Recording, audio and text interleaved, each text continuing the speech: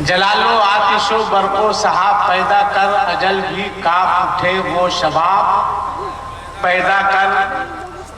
इदारे शरिया तहरीके बेदारी कॉन्फ्रेंस का ऐलान, तू इनकलाब की आमद का इंतजार न कर। तू अब इंतजार मत कीजिए, क्या होगा। मैंने कल भी कहा था और आज भी कह रहा हूं कि आप बहुत दरी बिछा चुके हैं, बहुत झंडा ढो चुके हैं। अब दरी दूसरे लोग बिछाएंगे और हुकूमत हम करेंगे। तू इनकलाब की आमद का इंतजार न कर, जो हो सके तो खुद इनकलाब पैदा कर। एक बात बताइए, इतना बड़ा मजमा है, इतने सारे लोग हैं। ए लड़का रखो मोबाइल, कि आपके इलाके में शादी वगैरह होती है या नहीं होती है? या अल्लाह सब तुम्हारे हो का हूँ हाँ बोलो ना भाई, होती है। अच्छा ये बताइए, इस इलाके से हमारी बेटियां, बहनें, बच्चियां रामपुर, मुरादाबाद, बरेली वगैरह जाती है या नहीं जाती? हाँ या नहीं बोलो भाई, जाती है। क्यों जाती है? क्या इस इलाके के जितने नौजवान हैं सब नामर्द हो चुके हैं?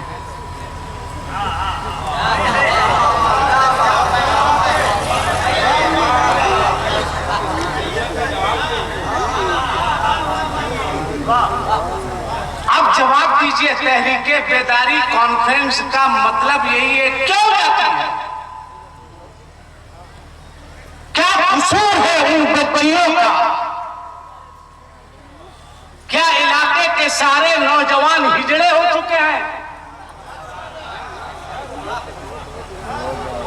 क्यों जाती है मेरी बच्चियां? क्या कसूर है? इसी मिशन को लेकर गाज़िए मिल्लत आगे बढ़ रहे हैं कि अब किसी गरीब बेटी के बाप की जमीन को बिकने, यह मिशन है। क्यों जा रही है? आपने देखा, एक वाकया सुनो 2 से 4 मिनट में। यह कोई कहानी नहीं है, अगर दिल है तो सुनो, अब फैसला करके यहां से उठो। बहुत कुछ साल पहले मैं एक सफर कर रहा था, एक शहर का नाम मैं नहीं बताऊंगा। मैं उतरा, एक बूढ़े रिक्शे वाले के रिक्शे पर बैठा जा रहा था, चढ़ाई पर मैं उतर गया। मैंने उससे पूछा आपका क्या नाम है? वो रिक्शा वाला मुसलमान था। मैंने कहा इस उम्र में आप इतनी मेहनत मजदूरी कर रहे हैं, आपके पास बेटा नहीं है? कहा मौलाना साहब मेरे पास 4 बेटियां हैं। मैंने कहा आगे क्या है? वो बूढ़ा रोने लगा। उसके आंसू के एक एक कतरे का हिसाब तुम्हें देना। रोने लगा। मैंने कहा रो क्यों रहे हैं भाई? कहा मौलाना साहब मत पूछिए। मैंने चाय पिलाई, नाश्ता कराया। मैंने कहा बताइए। कहा मत पूछिए। मैंने कहा आप मुझको बताइए, मैं एक जिम्मेदार हूं। उसने जो कहा वो सुनिए, आप सुनिए। और इस तरफ जितने लोग खड़े हैं उसमें से जितने मर्द हैं वो आके बैठ जाए। मैंने कहा जो मर्द है बैठ जाओ। वो लोग फैसले नहीं कर पा रहा है कि नहीं है, क्या है। अच्छा, कुछ लोगों को समझ में आया कि है, और जिनको नहीं समझ में आया वो उधर जा रहा है। बहरहाल उसने कहा कि 4 बच्चियां थी, दिन भर मजदूरी करके मैं घर जाता था, नींद नहीं आती कि कब अपनी बच्चियों को सुहागन बनाऊंगा, कब मेरे घर शादी की डोली उठेगी। एक रात मैं आया, मोहल्ले के कुछ लड़के आए, कहे चचा रामपुर से एक लड़का आया है, नो डिमांड, कोई डिमांड नहीं, आप अपनी बच्ची का रिश्ता उसके साथ कर दे, शादी कर दे। कहा मैं तैयार हो गया। सुबह गया, शादी के जोड़े मैंने लाए, निकाह हुआ। बच्ची को मैं रुखसत किया, बच्ची रो रही थी कि अब्बा जान क्या कसूर है मेरा कि इतने लंबे सफर पर मुझको भेज रहे हो, क्या गलती है मेरी, क्या इलाके में कोई नौजवान आपको नहीं मिला। बच्ची रो रही थी, मैं बच्ची को समझा रहा था। ट्रेन पे बच्ची बैठी, ट्रेन चली गई, आई गई, बात खत्म। 1.5 से 2 महीना गुजरे होंगे। एक रात मैं लेट से घर पहुंचा, मैंने दरवाजे पर दस्तक दी, दरवाजा खुला, एक बच्ची आके मेरे कदम पे गिर गई। कहा ये हाथ में कुल्हाड़ी है, इस कुल्हाड़ी से मेरे टुकड़े टुकड़े कर दो, मुझे अब जीने का कोई हक नहीं है। मैंने कहा बेटी तेरे इस बूढ़े बाप के बाजू में बहुत ताकत है, एक बेटी को मैं दुल्हन बना के रुखसत किया हूं, तू भी दुल्हन बनेगी।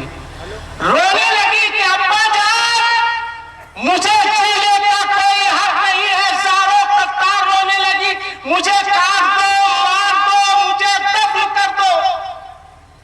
मैं जब झुका और जब बच्ची को उठाया, बच्ची पर नजर पड़ी तो मैं क्या देखता हूं कि जिस बच्ची को दुल्हन बनाकर मैं रुखसत किया था वही बच्ची सामने खड़ी। अल्लाह अकबर। मैंने कहा बेटी तू, अब्बा जान आपके पास भी धोखा, मेरे साथ भी धोखा, बहुत जुल्म किया गया मेरे साथ, बहुत सताया गया मुझको, बहुत मारा गया मुझको। अब्बू जान किसी तरह मैं भागकर वापिस आई हूं, मुझे जिंदा कर दो। इदारे शरीयत तहरीके बेदारी कॉन्फ्रेंस में आने वालों बोलो, कौन है इसका जिम्मेदार, किसके ऊपर है इसकी जिम्मेदारी। इसलिए आज तय करके उठो कि अब गरीब बच्चियां आंसू नहीं बहाएगी, इदारे शरिया तहरीक के बाद वो मुस्कुराती नजर आएगी। यही मिशन है इदारे शरिया तहरीक का। बोलो इदारे शरिया की इस तहरीक से आप खुश है ना? हाथ उठा के बताओ कितने लोग खुश हैं। वाह माशाअल्लाह, हाथ नीचे करो। अब इसमें कितने लोग हैं जो शादी होगी गाड़ी का मुतालबा करेंगे, खुश होके हाथ उठाओ। देखिए एक तो भी शादीशुदा है, शौक देखिए। इसलिए कोशिश कीजिए कि आप इदारे शरिया तहरीक के साथ जुड़िए। अल्लाह सलामत रखे बलियावी साहब को, मौलाना फखरुद्दीन साहब को और जुमला अहले सुन्नत को। अल्लाह ताला इस इदारे शरिया तहरीक बेदारी कॉन्फ्रेंस को कबूल फरमाए और हम सबको अच्छी बातों पर अमल करने की तौफीक रफीक अता फरमाए। अस्सलामु अलैकुम व रहमतुल्लाहि व बरकातहू।